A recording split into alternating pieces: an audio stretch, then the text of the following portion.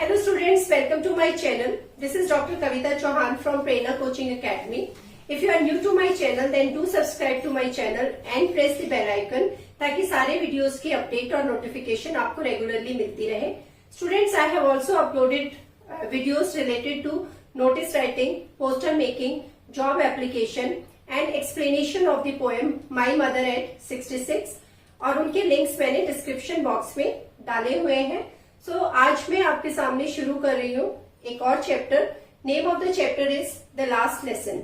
This was written by Alphonse Daudet and this story is narrated by a young boy named France.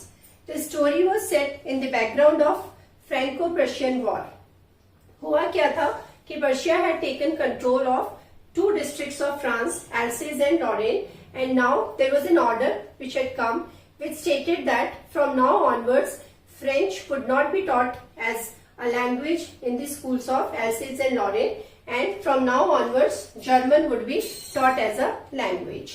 So now the beginning of the story we can read in the chapter that France, the young school going boy, he was just going towards the school. When he was going towards the school, he was very scared. He was scared because the previous day उनके जो teacher थे M Hemal, उन्होंने बच्चों को एक काम दिया था और उन्होंने बोला था कि next day he would test them on rules of participles. And France had not done that और उसको इन रूल्स के बारे में कुछ भी पता नहीं था. So he was scared of going to school. उसने एक बार ये भी सोचा कि वो स्कूल ना जाए क्योंकि बाहर जब उसने देखा so the day was very bright and warm and the birds were chirping around. So उसको लगा कि ये जो माहौल था ये बहुत अच्छा था रहने के लिए as compared to the environment or atmosphere in the school or in the classroom. But then he somehow gained the strength and decided to go to school. So when he was going, so he just passed. जब वो वहां से गुजरा तो town hall के वहां से गुजरा तो उसने देखा कि जो वहां पे एक बुलेटिन बोर्ड लगा हुआ था वहां पे कुछ लोग इकट्ठा हो गए थे and they were just reading something. लेकिन उसको इतनी कोई हैरानी नहीं हुई क्योंकि अभी जब से ये वॉर शुरू हुई थी फ्रांस और रशिया के बीच में, तो जो भी बैटल रिलेटेड न्यूज होती थी या किसी की कोई भी खबर होती थी बैटल की, कैजुअलिटी की, किसी भी जैसे कोई नोटिस आता था, सर्कुलर आता था, तो वो सब उस नोटिस बोर्ड पे लगाया जाता था. So he just did not pay much attention to it and he started going towards the school. बल्कि रास्ते में उसको जो वहां का ब्लैक स्मिथ था he also stopped him and he told him कि इतनी कोई जल्दी करने की जरूरत नहीं है, तुम्हारे पास बहुत टाइम है स्कूल पहुंचने के लिए. लेकिन इसको समझ नहीं आया, इसको लगा कि वो इसका मजाक बना रहा था. सो ये अपना स्कूल की तरफ चलता रहा. तो जब ये स्कूल पहुंचा तो अभी ये स्कूल के बाहर था. So what he notice that there was something unusual about school that day. ये एक क्वेश्चन आता है एग्जाम में, मैंने यहाँ पे कीवर्ड्स लिखे हैं.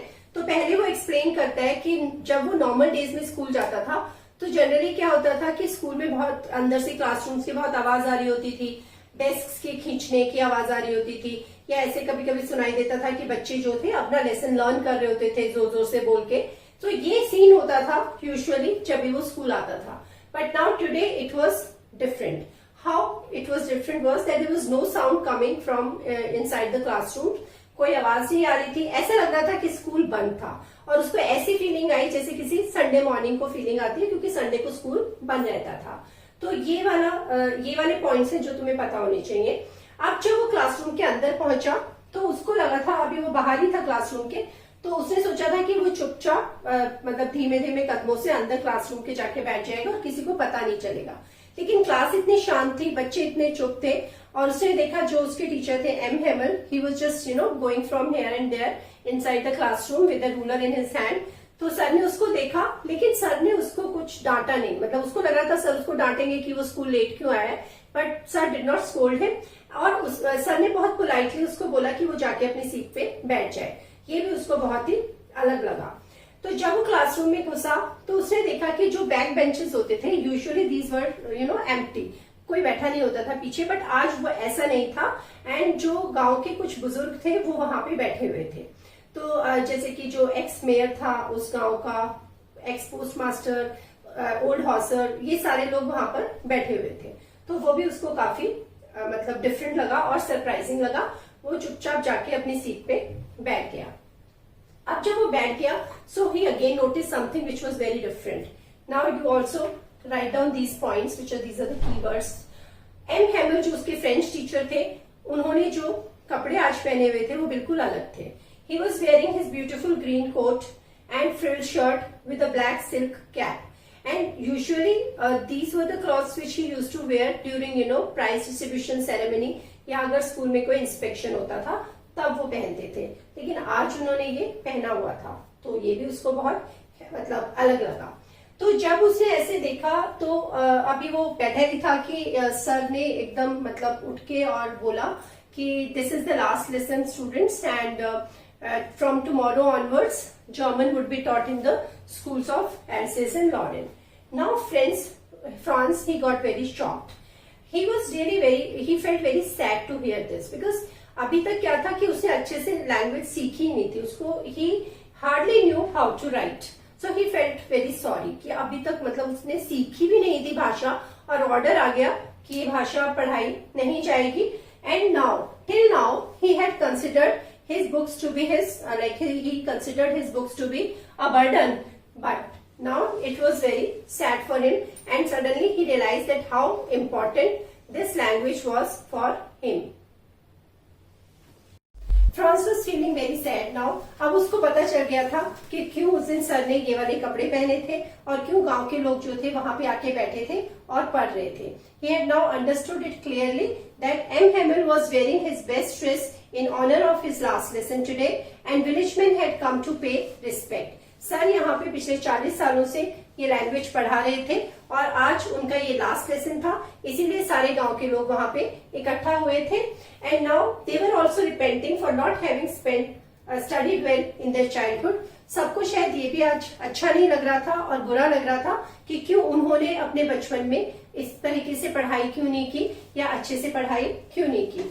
Now today Franz was also very eager to study. Sir ने अब उसको बोला कि वो खड़ा हो, and he asked him to recite the rules of participles, and he thought today he would speak these rules without making any mistake, but he got confused and he could not speak fluently, और वो वहां पे हिचकने लगा. तो ये भी उसको अच्छा नहीं लगा और बहुत ही उसे इस बात का पछतावा हो रहा था कि वो अपने चैप्टर को एक ही बार में नहीं पढ़ पाया. लेकिन यहाँ पे सर ने उसे बोला कि ये उसका फॉल्ट अकेले नहीं था, and everybody was to be blamed for it. Even his parents were to be blamed, क्योंकि वो भी उसको खेत में या मिल में काम करने के लिए भेज देते थे ताकि उनकी कुछ एक्स्ट्रा इनकम हो सके. एंड सर ने बोला कि he was also to be blamed because there were times when sir used to send him to water his plants in the garden, and जब उसको अपनी क्लासरूम में होना चाहिए था या पढ़ाई करनी चाहिए थी, उस वक्त सर उसको काम दे देते थे.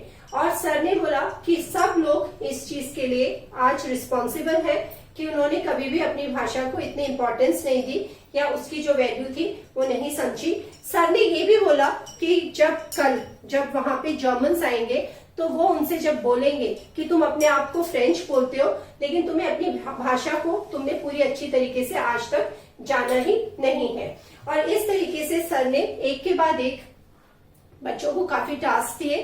जैसे first they had a lesson in reading, then they had grammar lesson, and today France felt that as if sir was going to teach them everything about the language, क्योंकि आज ही वो पढ़ा सकते थे, इसके बाद वो नहीं पढ़ा सकते थे.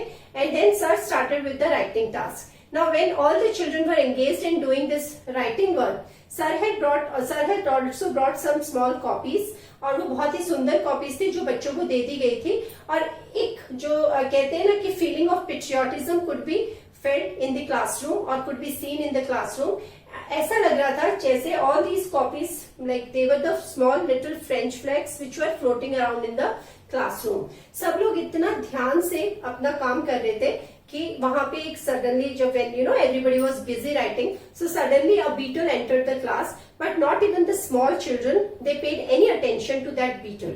So you can understand that how serious everybody was behaving at this particular moment.